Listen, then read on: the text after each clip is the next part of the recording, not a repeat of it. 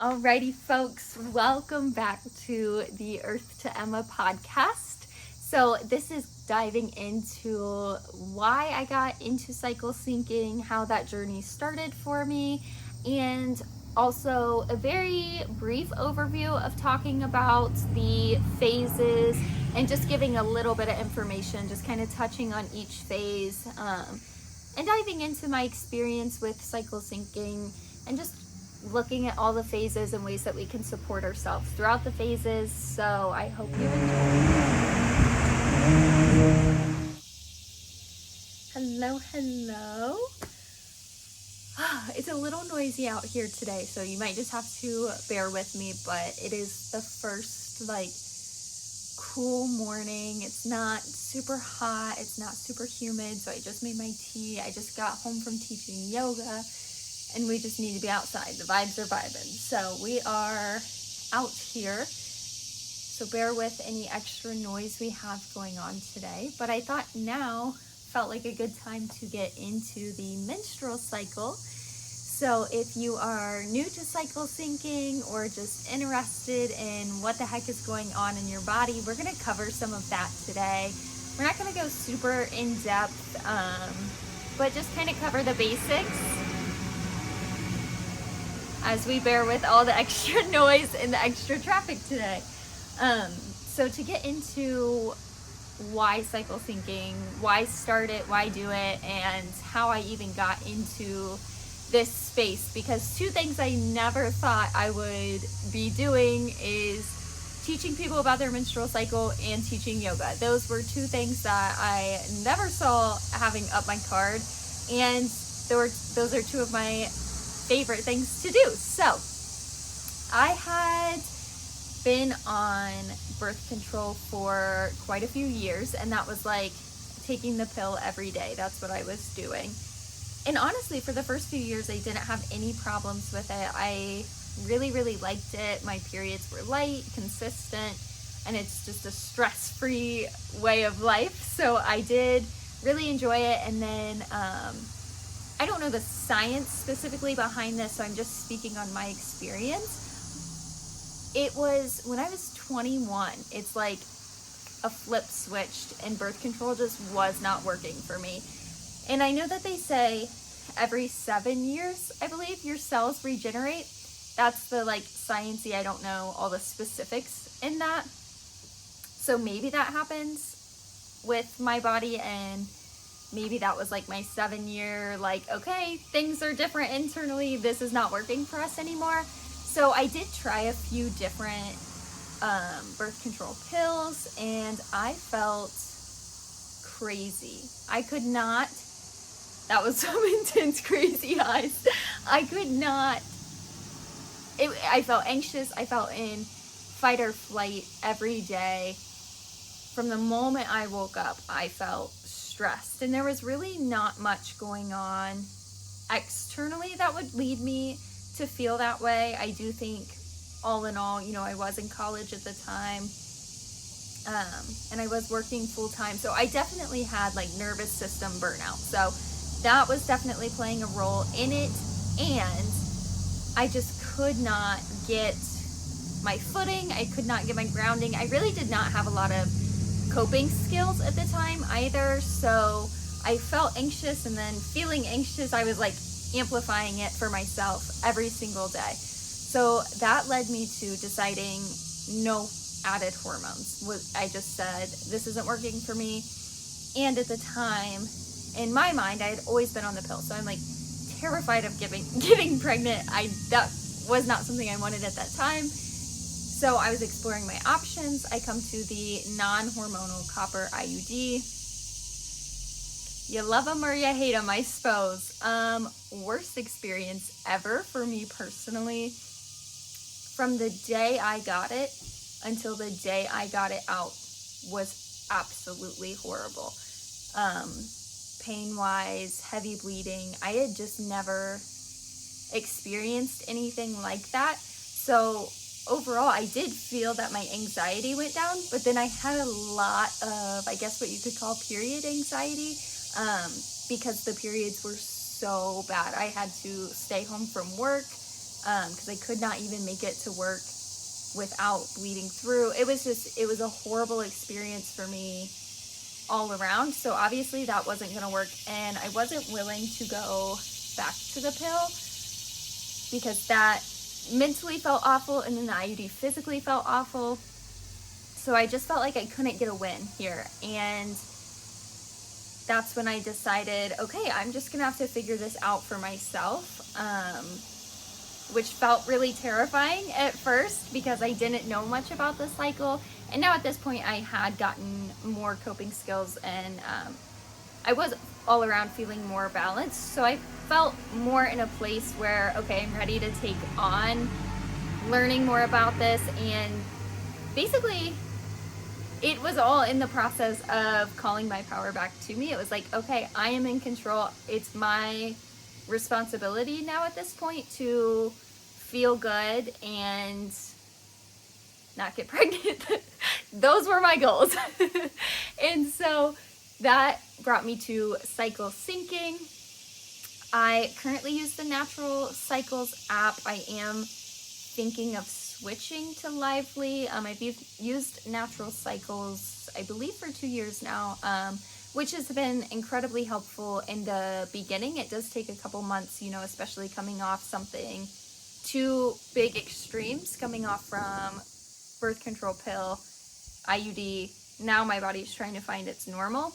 So that definitely was a process, but that helped me to start tracking and just doing my own research to understand what was happening week to week. And as I dove in, it just felt, I just really enjoyed learning about what was going on in my body. So I just learned more and more and more, and that's what's gotten me to the space that I'm in today. So that's why I am here to help you understand your cycle a little bit better. So if you don't know, women, the feminine essence, every time I talk about it, I'm just like, the divine feminine is so beautiful and magnetic and radiant, and it just feels so good. So anyway, the divine feminine, the feminine essence, we are in cycle with the moon. So the moon has a 28-day cycle. Women have a 28-day cycle. I think it's maybe 10% of women actually have a 28-day cycle. Some women are 25, some women are 35, most are somewhere in between. So you really have to do it in a way that works best for you. But we are represented by the moon. The moon represents that natural feminine essence. And so just like the moon has phases, so do we. So as women, we have 4 phases in our menstrual cycle. So brief overview, menstrual phase is our first phase of our cycle. So that is the first day of your bleed. So when you start the first day of your period is the first day of a new cycle. So menstrual phase, coming into that is our internal winter. So this is a time where we really start to retreat. Our hormones are at their absolute lowest, so our energy is really low, and we also have a lot of discomfort and a lot of challenges going on. And so this is our time where we really retreat. This is where we really want to focus on slow, gentle rest. This is when our intuition is highest. So incorporating a lot of journaling and reflection, it's a really good time to kind of recalibrate and just listen and check in with yourself. Notice what's going on internally for you. So we'll let this one pass by. So it's a good time to eat very warm, very nutrient dense foods. This is a really good time for soups and everything that's easy to digest, because in winter things are moving slower, so our digestion tends to move a little bit slower. So just supporting that phase of slowness and gentleness. So for any type of movement, I really suggest keeping it little, keeping it small, Little and small doesn't really sound right because it doesn't, more gentle movements. That's what I'm trying to get at. You don't have to keep it little, you don't have to keep it small. You can take up space, take up as much space as you need in this time. What I'm trying to say is keep it very gentle. So small walk, short walks. Oh my gosh. I don't know why I'm saying small. Short walks or yin yoga, things like that are really, really good in this phase. This is a time to just really prioritize your self-care, really take care of yourself. Your body is doing so much.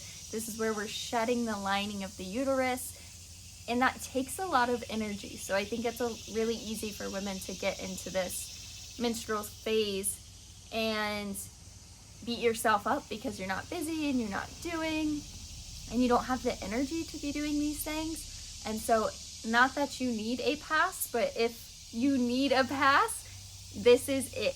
I am telling you, you need to slow down. There's so much power in the slowness and the stillness, and you're shedding, you're letting go. It's a time to let go of what's not helpful, what's not serving you. It's time to let all of that go and just create space, recenter. It's a really good time to just listen to your intuition. So after that phase, which is typically 1 to 5 days, we have our follicular phase. Most important thing is to be so gentle with yourself here.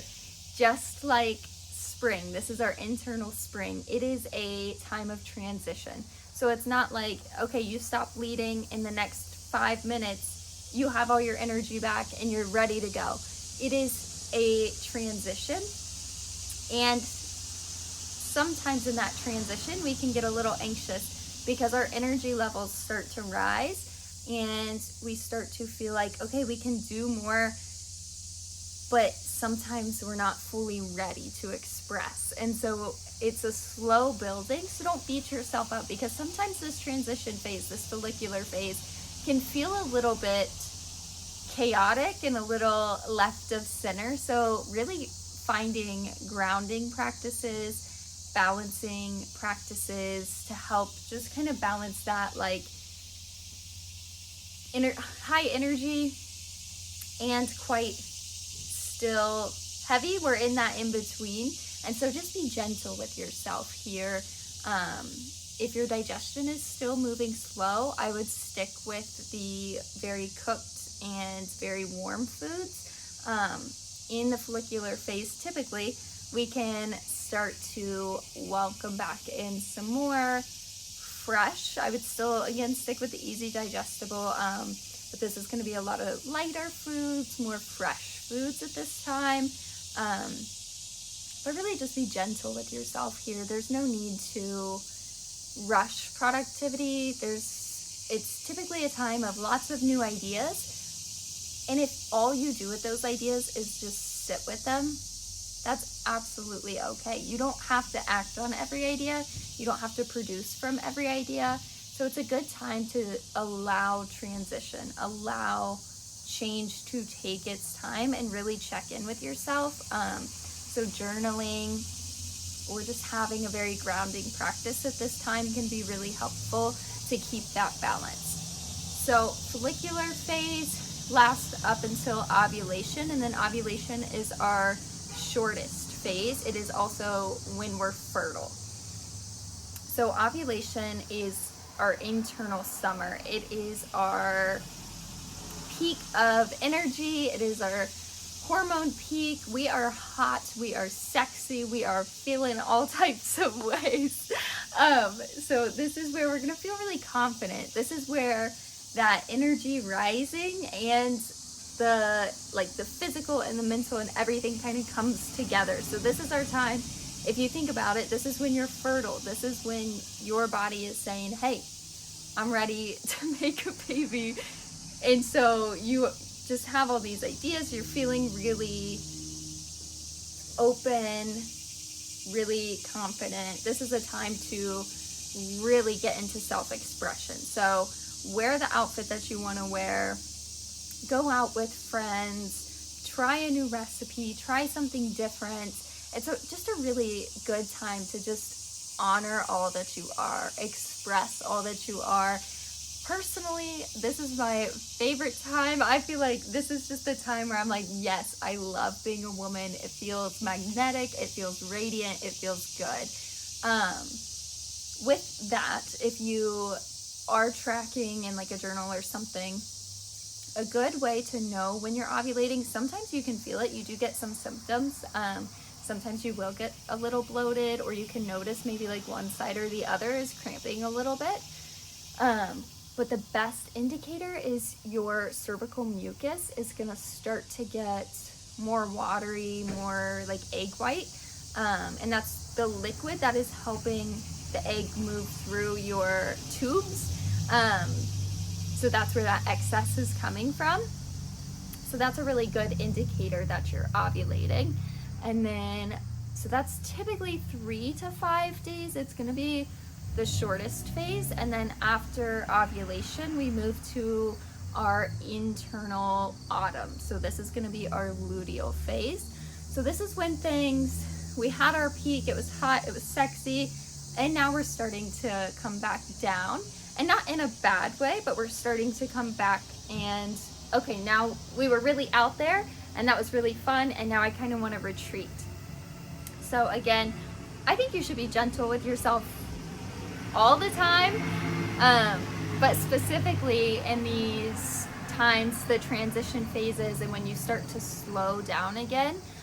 So luteal is digestion can be slowing down a little bit more, so it is time to slow down and start bringing in gentle movements. It is the time where we do want to start to welcome more nutrient dense foods, and we're preparing for our period. So it's a really good time to kind of organize your space. You might not feel as social, so taking some time at home, I really like to have this time where, I'm just kind of setting myself up for my menstrual phase, because I know I'm not going to have a ton of extra energy. So just kind of wrapping up anything that I need to wrap up in order to set myself up to have time. I'm really not starting a lot of new projects. This is a time where I just start to welcome things inward, slowing down my practice, slowing down my pace of life a little bit. And since it is a transition phase, you might feel really high energy for the first half of your luteal phase, and then you start to slow down. So you just have to really honor where you are. For me specifically in my luteal phase, I am all about sweet potatoes. I was going to say sweet potato slut, but I don't know if I should say that. This podcast is not for the young ears. But anyway, bringing it back, sweet potatoes are like my best friend. Sweet potato brownies. I make sweet potato breakfast bowls with cooked spinach and eggs. They're really, really good for your hormones here. They're just a very gentle, especially like I cook them, so I bake them. This is getting off topic, but if you like sweet potatoes, this is my go-to. I do this all the time, and it's so good. I do this even if I am going to use these sweet potatoes to make sweet potato brownies. I still cook them this way, and it's really good. So I just cut them up, preheat the oven to 400 degrees, and then I put them on a baking sheet, put olive oil on them, and then I put cinnamon and Old Bay seasoning on them, and then I cook them for 40 minutes, and they are delicious. I normally do like 2 or 3 sweet potatoes. It makes a huge amount, and then I can just use them throughout the week. So do that at the beginning of your luteal phase, because then as your energy starts to slow down, you have this supply already made. So that's one of my personal tricks for this time. I love to kind of do meal prep, space prep, all of it in the luteal phase. Really just bring it down, prepping myself for my lowest energy point. And I think we should note here, because of the hormone fluctuation that's happening in the luteal phase, it is normal to feel quicker to get frustrated. It is normal for mood swings to be happening here, and I think just being aware of that can be super helpful. Setting yourself up in a space where, you know, you're aware going into it. And I feel like just having that awareness sets you up. So when you're going into a situation and you start to get frustrated, you're like, wait a minute, I can give myself grace. I don't have to follow this frustration and give it all my energy. I can go, wait a minute, I know where my hormones are at, and I can tell that I'm easy to get frustrated, or, you know, however you're feeling. What's something I can do to take care of myself? Because in my personal opinion, I don't enjoy losing my center. Of course, you know, expressing, sometimes you have anger and you've got to let it move through you. And so, you know, doing what you need to do to process that. And it takes a lot for me to get truly frustrated. So for me personally, I like to have my center. I don't really want to give much the power to make me lose my center. So it's nice to just go in to this week knowing, and if you have a partner, expressing, I might be a little, you know, quicker to get frustrated this week, and just being able to have that awareness is super helpful, because it's not personal, it's hormonal. And so just knowing that it's normal, there's nothing wrong with you, and how to support yourself through this is really beautiful. It's a great experience. It's a great way to gain trust with yourself and just get more in touch with yourself and learn all about yourself. It's a really, really great way. Cycle syncing in general is a really great way to just support yourself. And I honestly think I have a better connection and understanding and more gratitude for myself as just a human and a woman. The more in touch that I get with my cycle, I just feel a lot like I'm a lot more gentle with myself now than I used to be, and it just feels more in a flow state. So hopefully this is helpful to you guys, if you're just getting started, or maybe even if you're into cycle syncing, it just provided something else. You know, if I could add anything, hopefully this was helpful. So thank you guys for sticking around and through all the noise. Thank you for being here, and I hope you have a beautiful rest of your day.